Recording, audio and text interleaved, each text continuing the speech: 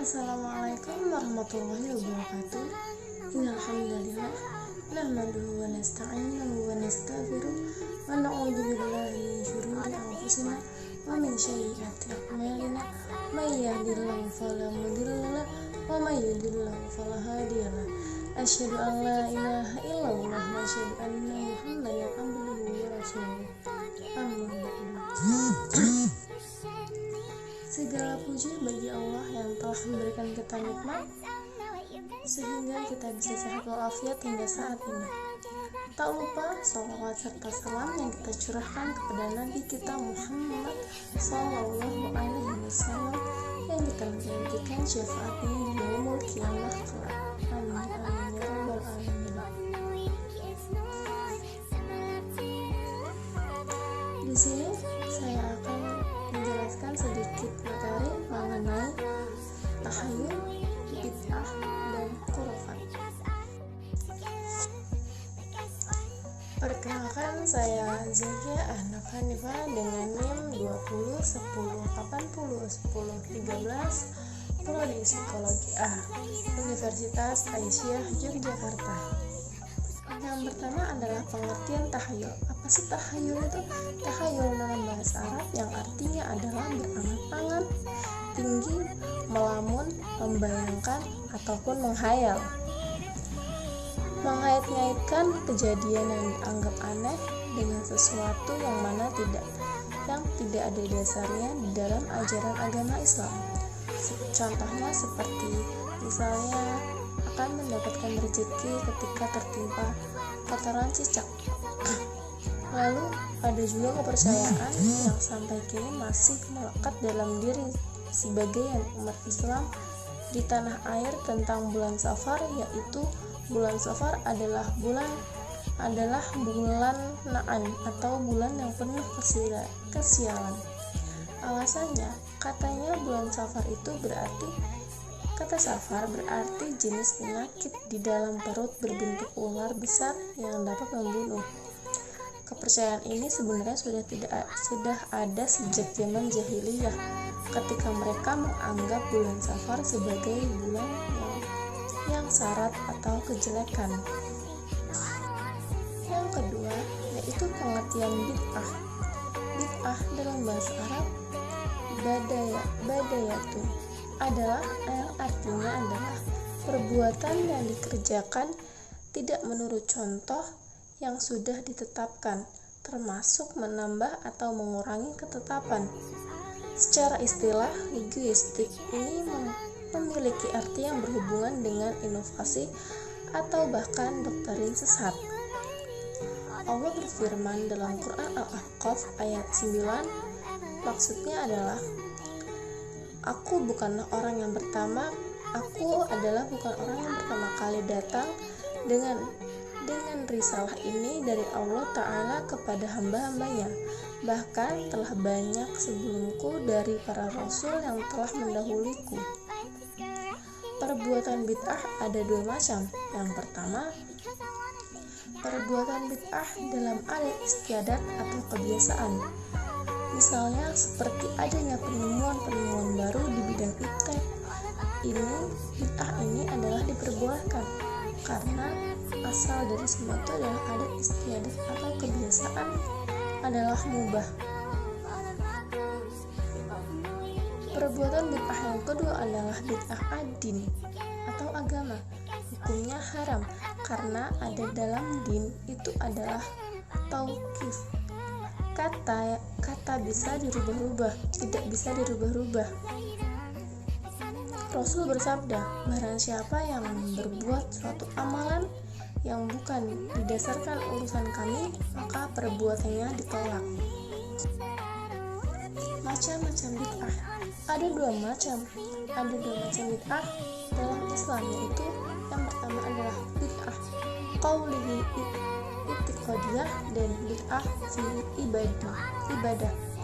Yang pertama bid'ah qaulihi i'tiqadiyah adalah bid'ah perkataan yang keluar dari keyakinan seperti ucapan-ucapan orang Yahudi, Mu'tazilah, Jahmiyah, Mu'tazilah, dan Rafidah.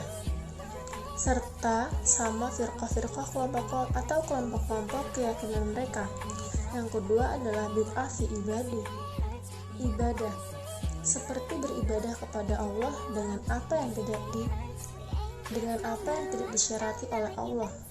Bid'ah dalam ibadah ini ada beberapa bagian, yaitu yang pertama adalah bid'ah yang berhubungan dengan pokok-pokok ibadah, yaitu mengadakan serta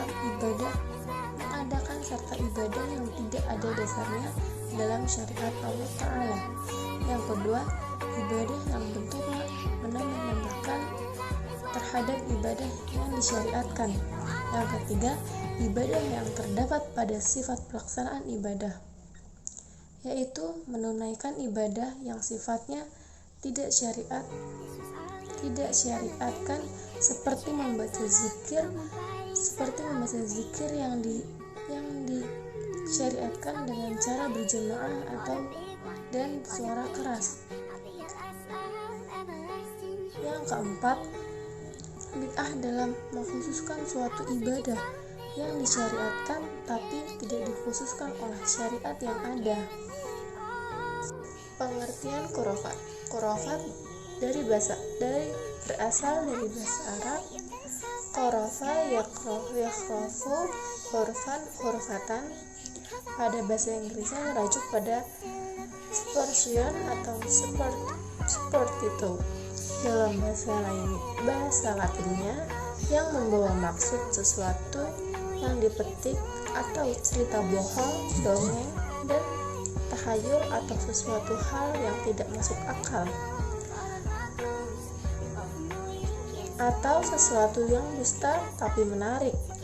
Menurut aspek terminologinya adalah lemah akal karena tua atau orang yang rusak akalnya.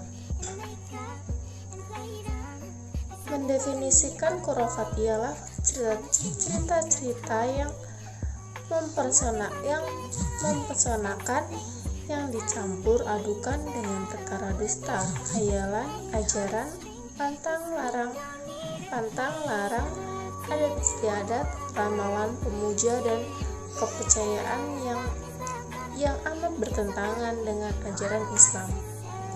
Semua perkara yang berkaitan perlu dijauhi oleh semua manusia karena ia merupakan dusta.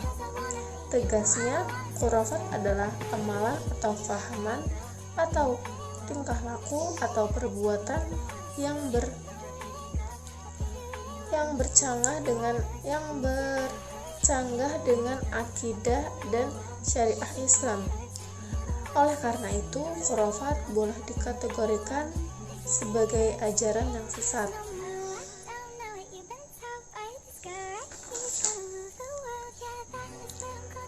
Di sini khurafat mengandung beberapa komponen. Yang pertama yaitu berupa keyakinan yang batil karena tidak ilmiah.